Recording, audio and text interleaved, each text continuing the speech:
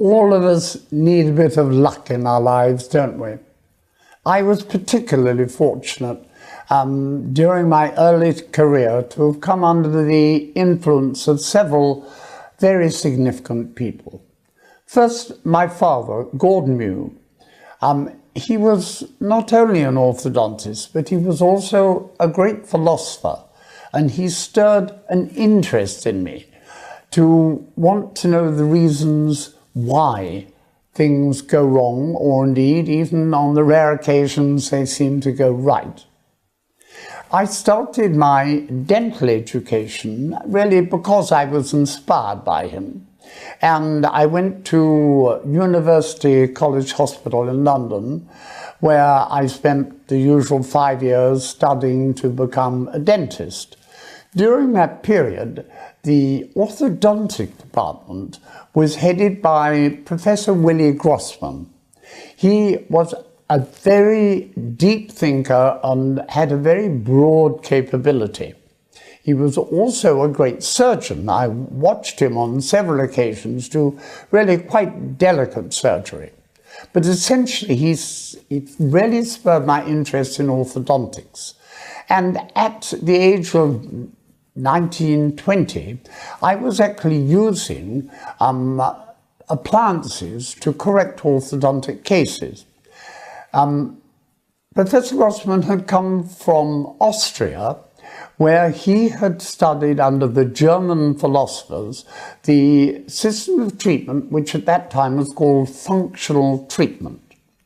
They were all inspired, I think, by Virgo and Dresen, who in the 1930s had produced an appliance called the monoblock, which he found could correct overjets. Overjets are when the upper teeth stick in front of the lower teeth. He found that fitting this appliance, which he called the monoblock, would pull back the upper teeth and push forward the lower teeth, but at the same time cause a small bony change. And he achieved some quite remarkable results. And a lot of people in Europe began copying him, particularly the Germans and the Austrians. Professor Grossman then immigrated to England when Adolf Hitler took over Austria, and started to teach orthodontics at University College. I, therefore, was one of the very first students in the whole of England to be introduced to these strange appliances they called functional appliances.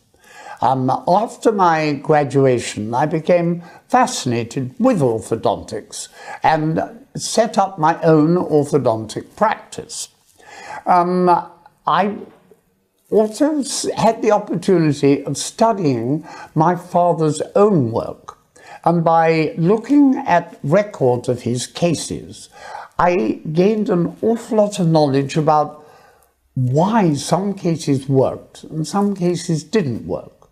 And once again, that set me thinking. I was being given an education which was telling me this is that and that is that. And yet I could clearly see that it was nothing like as simple as that. There was a wide range of variety going on.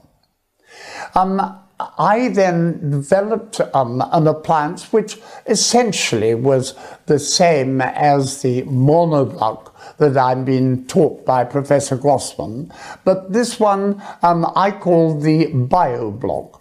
It was slightly different in that the monoblock used to be loose in the mouth, whereas the BioBlock appliances I made were clipped onto the teeth.